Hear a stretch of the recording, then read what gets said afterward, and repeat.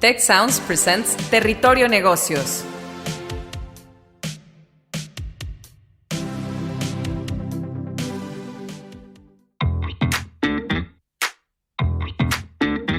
Welcome to Territorio Negocios by IGADE Business School and Tecnológico de Monterrey Undergraduate Business School.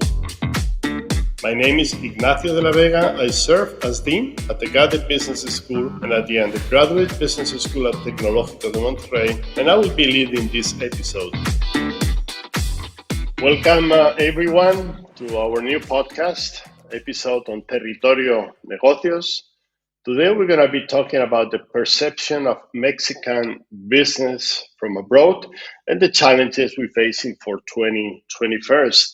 And I'm very happy to have with us Nacha Cattan.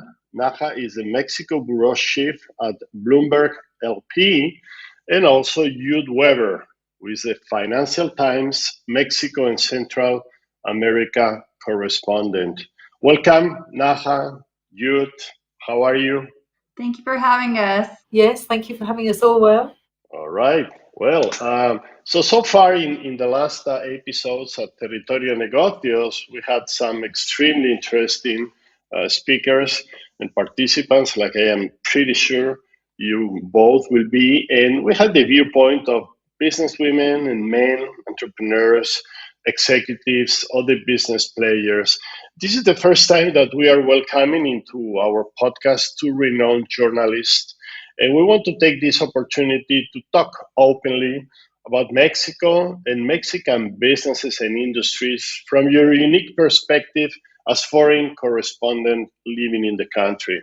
So things like government, the pandemic, foreign investment outlook, entrepreneurship, and in short, what does 2021 have in store for Mexican businesses, and what is the perspective outside our borders? So Nacha, Jude, without further introduction, I'm going to start launching the conversation. I have a first question. This year has just begun, and it seems to be everything but a quiet one. Given the current situation in Mexico and all over the world, a second, third, fourth, or perhaps a never-ending wave of COVID-19, a severe economic crisis, new Biden administration next door, political scenarios with midterm elections here in Mexico. What do you think? What is your opinion for the outlook for Mexican economy in 2021? So maybe Nacha, if you want to jump in, please. Well, the topic of the podcast, how the business world in Mexico is seen from abroad, I would say generally the climate right now is not seen as friendly, in short. And I think it's a couple of things. You have the energy companies here in Mexico that haven't been able to get, the private energy companies not being able to get new projects, or some operations not getting the supplies they need to operate. The economy is deeply impacted by the COVID outbreak, as we all know, and there is, not much stimulus right now in the economy. So there's also a concern about that. And yet, if you ask an investor in, let's say, government bonds in Mexico, they're all very bullish, right? There's a lot of money floating in the system, in the financial system, with nowhere to go. Bond prices are soaring, and Mexico still has a very attractive carry trade, right, which is linked to a relatively high interest rate compared to other emerging markets. And as the U.S. keeps adding stimulus spending, there's optimism that Mexico's economy will benefit. I think that it's a mixed picture for the business world, and there's definitely going to be a lot of focus this coming year on the new Biden administration. I think for Mexico, kind of finding the differentiating between, companies that can find opportunities in perhaps the new USMCA, working with the current government in perhaps a smaller scaled down, investment, because, there is more of a focus on local investment or government investment. Those are areas of opportunity for companies this year. Thank you, Nacha. Let's hear now, Jude. What is your viewpoint on Mexico 2021? Yeah, I mean, I think it's going to get worse before it gets better. I think that, at one point last year, people were expecting the economy to collapse perhaps as much as 10% or more. And that's it. Most predictions now seem to be for about 8.5%, perhaps 9% contraction last year, and that Mexico will grow this year, that it will bounce back. And the official forecast, which at one point looked very, very optimistic, is for 4.6%, and the central banks talked about potentially 5.3%, and the economy ministers talked about 6%. The problem with all of these estimates, I think, is that we're just betting on the vaccine to just save everything immediately. And I think what we're seeing is that, yes, Mexico has an aggressive policy, and it's been buying enough vaccines, COVID-19 vaccines, to vaccinate most of the population, but it will take time. And, that's all assuming that all other things are equal. And I just don't think with this kind of pandemic that we can assume that. So the thing that really concerns me is, I'm English, and, we have seen this new strain, the B117, just rip through England. Ireland's curve is absolutely shocking. It's completely vertical. And now this new strain is in Mexico. I don't see why it wouldn't lead to exponential growth in cases. And when that's happening at a time when hospitals are already overwhelmed in a lot of states, I think it's a kind of a recipe for disaster. Because what that means, and what we've seen in my country, is that even with an extremely severe lockdown, with everything shut, not Mexico City at the moment, where things are shut, but actually lots of things that shouldn't be shut are open.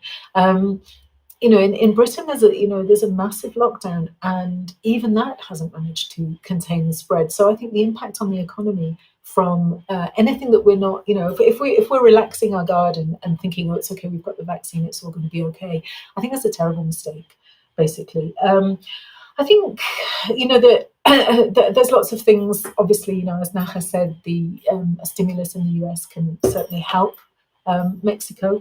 The problem with Mexico is that investment is so low.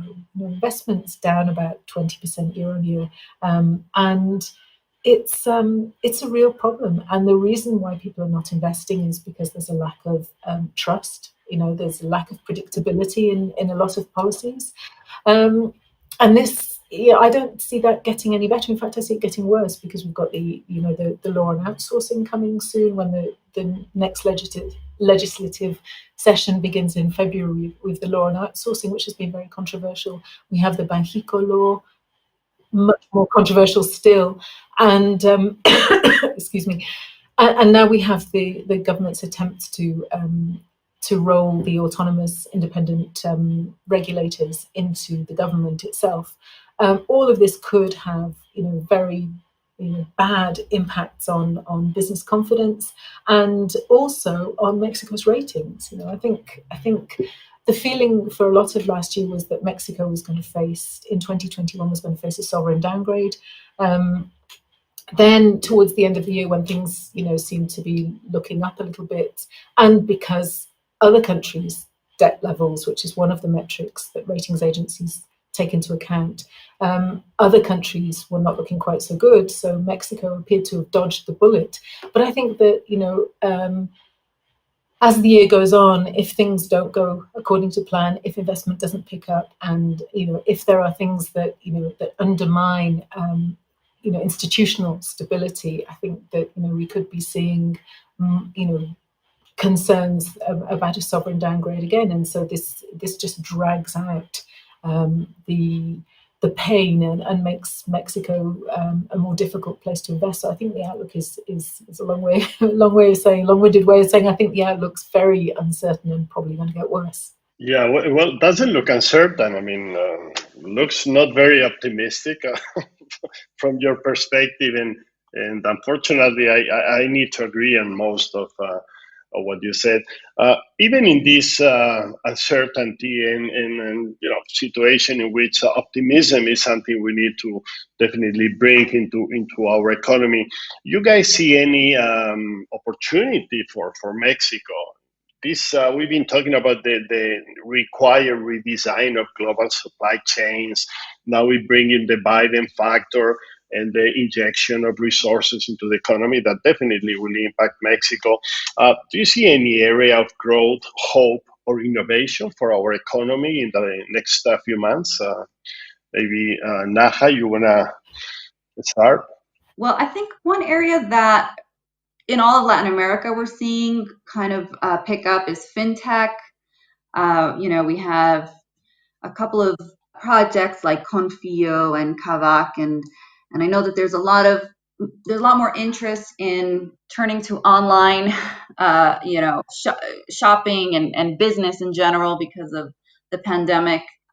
So, I mean, I think areas of technology and fintech specifically could be a place for growth. So I might focus attention and positivity there. And then, of course, as I mentioned with USMCA, if Mexico can find a way to use it to its advantage to boost the industries where it is already strong, the auto industry, the aerospace industry, hopefully that could be, another place that Mexico can thrive. Although, there's a lot of impediments too.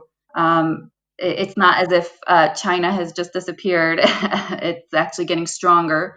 So Mexico really has to find ways to do what it hasn't done for many, many years, which is innovate. I mean, it needs to create positive situations for companies that are, building electric cars and doing things that Mexico really hasn't done. And there's a lot of room for it to grow in those areas. So, it is up to the country and in part the government also to create conditions for these kinds of industries to thrive, not crack down on, let's say, any kind of tax situation in some of these new areas of growth and fintech, and just kind of let them take off, or even encourage the kind of research and development that Mexico really hasn't done for years. It's kind of relied on NAFTA to boost all of its industry, just keep building cars instead of trying to add value and create companies here in Mexico that could be doing this kind of new innovative tech. I don't know. Look at South Korea and all that it has done to turn itself around. And whereas in Mexico there isn't that focus as much on research and development. So I think that's a really important area that Mexico can look much more strongly at. Well, thank you.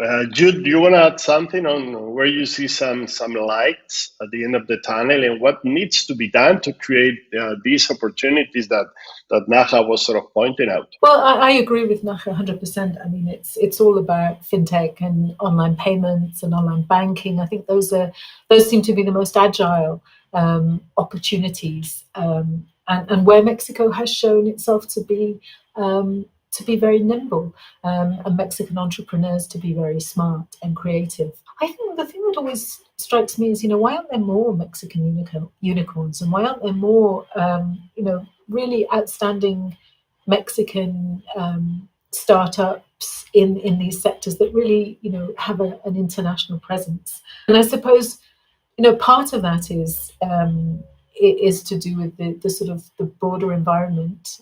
So what, to answer your question, what needs to happen? Probably much more a much more business friendly environment.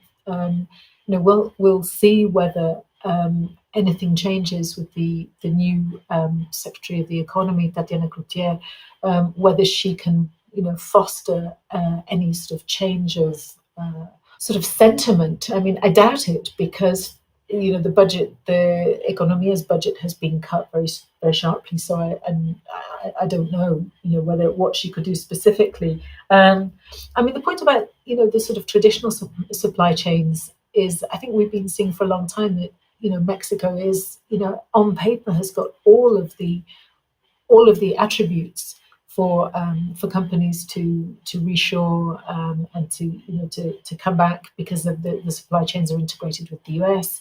But I don't know about you, Nacha, but I'm not seeing massive wave of companies moving back from China just because of USMCA. And when the government talks about USMCA opening up lots of opportunities, I kind of wonder what opportunities it's going to open up that weren't already there. So I think it's much more a question of making Mexico a more, it's the point I made before. It's about making Mexico a more predictable place to invest. And I'm not very optimistic about that, unfortunately. Yeah, that is a good definition. How do we make this country more predictable and safer from a legal perspective and from the investment attraction perspective? This is definitely something that both the government and the private initiative needs to keep working on. You both mentioned innovation, research, entrepreneurship as one of the keys for future success and recovery of the Mexican economy. As you both know, a large part of what we do at EGADE and Tecnológico de Monterrey is focused on entrepreneurship. And we run the largest piece of research on entrepreneurship, the Global Entrepreneurship Monitor. And what we're finding is that there is a lot of talent and activity and necessarily also a lot of entrepreneurs running into the market. We're starting to see some successes, and the first Mexican unicorn was mentioned by Nacha Cattan. But how do we reconcile entrepreneurship, innovation, with such a small bet from the public sector into innovation? The Mexican R&D budget is one of the lowest in the world, 0.5% of the gross national product. How we can bring these two things together, the need of more entrepreneurs and more innovation with a very small attention from the public sector. Any key for doing things in a different way here? So, like I said, I think I agree with you, Ignacio, that it is absolutely key to foster entrepreneurship and to have the government be part of this. I mean, it's one of the areas where some of the successful Asian nations can be a model, where there was almost a sort of protectionist attitude toward technological advancement in their countries so that they can really grow and expand. And we're not seeing that here in Mexico. Like I said before, the focus is really just on industry and the industry that we've been seeing for a very long time, low-paying jobs in the auto and aerospace sectors. So I think if the government isn't going to put a lot of focus in it, then it does have to come from the private sector. And I think the way Mexico is viewed within LATAM is that, yes, it does have a key role to play with some of the up and coming fintech and other companies that we're seeing. So, I mean, I guess the companies do have to realize that they're on their own here, and they need to keep doing what they're doing when it comes to creating these wonderful online payment systems. The central bank has tried to do Cody. They've tried to encourage some more of this to happen, and I don't know how successful that has been, but it's going to have to come from the entrepreneurs themselves, I think. If I can just jump in there, I would just say that it's almost like it's a branding issue almost. It feels to me like, if you don't have strong government support kind of saying Mexico's open for business, it's a great, exciting, innovative technology hub. We've got a young population, very well educated, in certain levels, bilingual, in the good time zone. I mean, you kind of, these are things that entrepreneurs know, and but it's almost like that's not the main message that's getting out there. And I think the problem with the current government is that it's very inwardly focused, and it almost needs to see the things that it could do to improve the situation for entrepreneurs that wouldn't even cost it that much money. It feels like it's a sort of a change of definition and an expectation, a way of sort of saying Mexico's open for business. And it's not. I don't think it's doing that anywhere near enough. And as you say, I mean, Ignacio, the fact that so little is spent on innovation and technology is it's criminal, really. Even the patent office in Mexico is underfunded. I think it didn't even have all of its posts filled until recently. The president mentioned that he was filling those posts. It is just incredible the difference between the number of patents that Mexico registers in 1 year versus any of its big competitors, and that really is just it's the design of the economy to be so focused on the easiest route. And the easiest route is to sell to the United States and to export there. And of course, that's going to have to continue. But if the country itself doesn't find a way to innovate, I mean, you will not see the kind of economic growth that will pull people out of poverty, which is what the government wants to do in the end. But that is a route that is just being ignored. And one thing that the government could do, I mean, the government's got to do at some stage in the next probably year or so, it's got to do a tax reform. And if they were really serious about innovation, then they might think of offering a cheaper tax rate for startups or some kind of tax break. You look at countries like, I don't know, Ireland, that's been so successful in attracting tech companies. And they have very, very low corporate tax or very low tax for that particular kind of industry. So that would seem to me to be an obvious way that they could, target a particular type of industry and get a reputation for being the place to go because it's got all sorts of attributes and it's a great place to live. And why wouldn't you want to go and, innovate in Mexico? But I don't see them doing that. And I don't think it's likely. I mean, definitely we need to reinvent the business model of the Mexican economy itself. And there are a lot of things to do from universities, from private initiative, and hopefully government will take a different route of what we're seeing today. This year, and we do have like 3 more minutes. I want to launch a last question for you and appreciate the executive summary type of answer. We're going through 2021 and a very important political year as well. It's the halfway through the 6-year presidency of Andrés Manuel López Obrador. If you had to pick up 1 or 2 pending issues for the president and advise the current government, what would these 1, 2 issues or topics could be? Jude, you want to start now? Energy. Except that I think that my advice will be at odds with what the government wants to do. The government seems to be moving towards a counter reform in the energy sector, and I think that's the wrong way to go. I think we should be moving towards allowing Pemex to be able to share risk with private companies. It's always seemed to me that what brought Andrés Manuel López Obrador to power was a very deep-seated disgruntled feeling with corruption in the past and the previous way things have been done. It's always seemed to me that he could achieve his aims and deliver and keep his electorate happy by doing, changing a lot of the things that he's done, but not being quite so bullheaded on some of the things. The energy policy, I think, is one of the biggest problems with his policy mix. And I'll leave it there so Nacha can jump in. Well, we have a midterm election coming up, and it does look very likely that the president will maintain his majority and possibly pick up new governorships. But this is a chance for the populace to weigh in and see what happens. I actually do think that if this pandemic or the second wave is as dangerous as what we're seeing in the UK, as Jude pointed out, that there might be a turning point over the next few months. We are at capacity in Mexico City, a huge megalopolis, and hospitals are just closed.